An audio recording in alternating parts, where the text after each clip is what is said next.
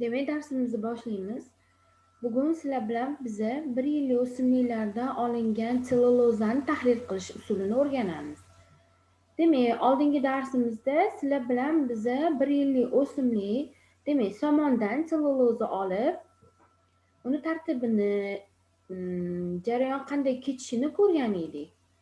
Bugungi ishimiz endi o'sha olingan sellyulozamizni tahlil qilishimiz kerak. Demak, ishimiz asosiy maqsad qog'oz ishlab chiqarishda tolali yarim tayyor mahsulot sifat ko'rsatkichini tahlil qilish bo'ladi va xomashyoyimizning namligini aniqlash bo'ladi. Sellyulozani sifat ko'rsatkichlarini aniqlash deganda uni bir qancha usullari bor. Hozir bir daqiqa.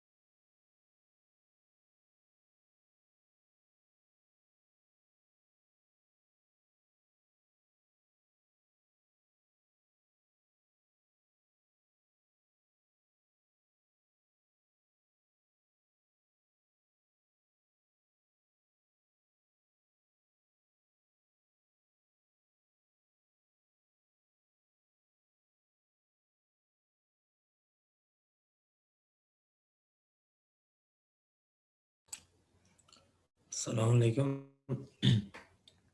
To'g'ri, o'zingiz gapirganingiz yo'qmi yoki ovoz uzilib qolyaptimi?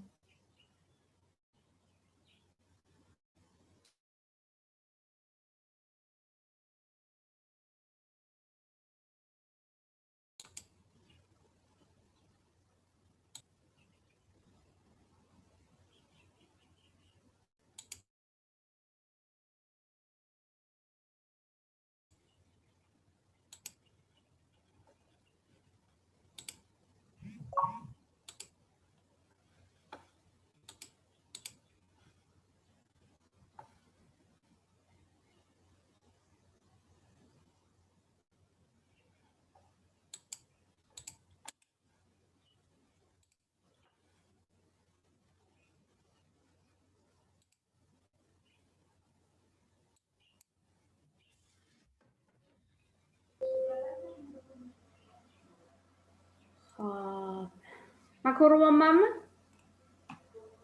Da, ko'rmasdim. Bo'ldi, darsimizni boshdan boshlaymiz. Texnik sabablarga ko'ra. Xo'p. Nima deyotgandim? Ishimiz asosiy maqsadi. Sizlar menga nima deyapsizlar? Print qilishim kerak ekan. Sekin-sekin qo'shilishyapti. Endi Xo'p, ishimizning asosiy maqsadi, demak, qog'oz ishlab chiqarishda tolali mahsulotni sifat ko'rsatkichlarini tahlil qilishimiz kerak va qog'ozni, sellyulozani namligini aniqlashimiz kerak. Sellyulozani sifat ko'rsatkichlari deganda uni bir qancha ko'rsatkichini tushunishimiz mumkin. Ulardan namligi, tarkibidagi kul miqdori, ko'rinishi, demak, ko'rinishi deganda rangini, oqligini darajasini, polimerlanish darajasini, sifat kislotada erish ko'rsatkichlarini tushunishimiz mumkin. Bugun sizlar bilan biz faqat bittagina sifat ko'rsatkichi, demak, sellyulozani namligini aniqlab ko'ramiz. Hop. Demak, namli deganda o'zi nimaga kerak bizga?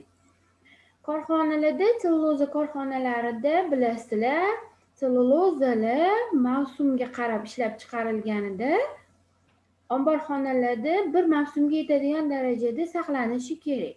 Demak, qog'oz korxonani ishga tushirganingizdan keyin xomashyoyi sizni zapasda bo'lishi kerak. Chunki korxona to'xtab qolishi kerak emas.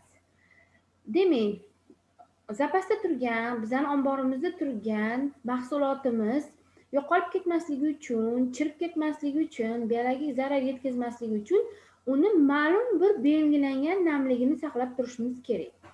Demak, namlik yuqori bo'lib ketsa, demak bu chirishga olib keladi mahsulotimizni. Agar namlik pasayib ketib qolsa, mahsulotimizni demak, yonib ketishiga, texnik sabablarga ko'ra yo'q bo'lib ketishiga olib kelishi mumkin. Xo'p, bizning laboratoriya ishimizga kerak bo'ladigan jihozlarimiz. Demak, birinchi o'chirda bizga byuks kerak bo'ladi. Byuks bu bizga shishaligi kerak bo'ladi va qopqoqligi. Qisqich kerak bo'ladi, quritish shkafi va tarozi. Ishni bajarish tartibi. Ishimiz qanday bajaramiz? Demak, 5 gram tolali yarim tayyor mahsulotimizni, demak, bu sizlarni laboratoriya sharoitida olgan selulozali bo'ladi yoki qog'ozni aniq og'irlikda tortib olamiz va doimiy og'irligi keltirilgan byuksga solib qo'yamiz. Demak, byuksimizni doimiy og'irligi qanaqa qilib keltiramiz? Byuksni olib, toza bo'lganiga ishonch hosil qilganimizdan keyin quritish javonida 105 gradusgacha bo'lgan gradusda 2 soat davomida quritamiz. Uni taroziga qo'yib o'lchaymiz. Yana taroziga qo'yib o'lchaganimizdan keyin byuksimizni yana quritish javoniga qo'yib, yarim soat quritamiz va yana o'lchaymiz. Bu holat 0,0002 gram farq qilguncha davom etadi. Demak, har bitta o'lchagan ko'rsatkichlarimiz orasida shu farq chiqquncha bizni byuksda doimiy og'irligi keltirib olamiz.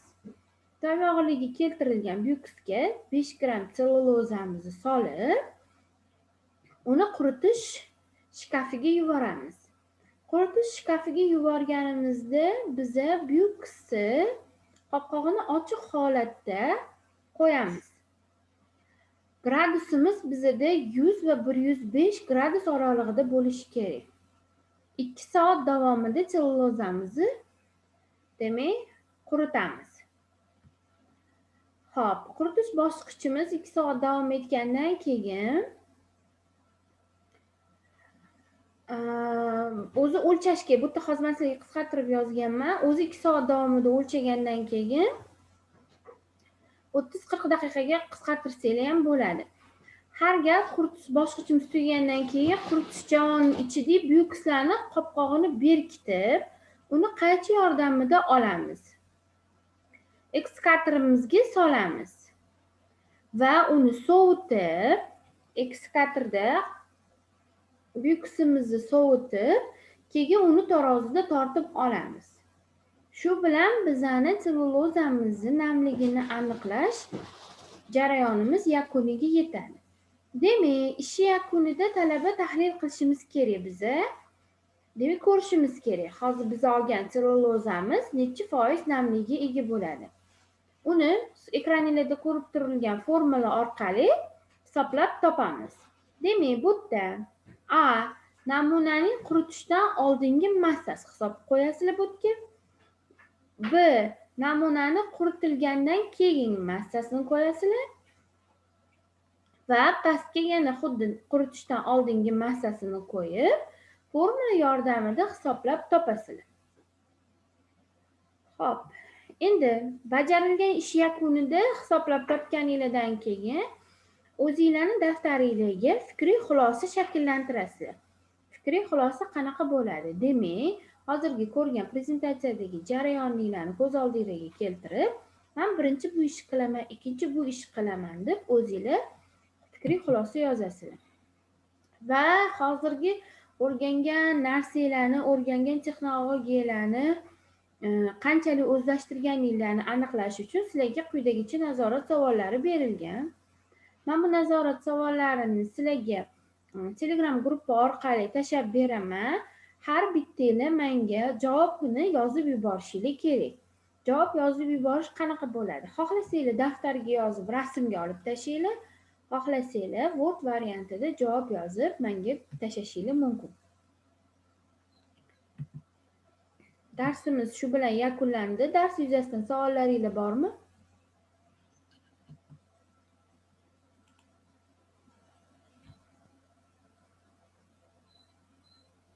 Savollaringiz bormi, hurmatli talabalar? Yo'q, rahmat domla. O'zlamiz tez kelib qoldi. Hali Tushundinglarmi? o'qiymiz. Qiziq dars bo'ldi.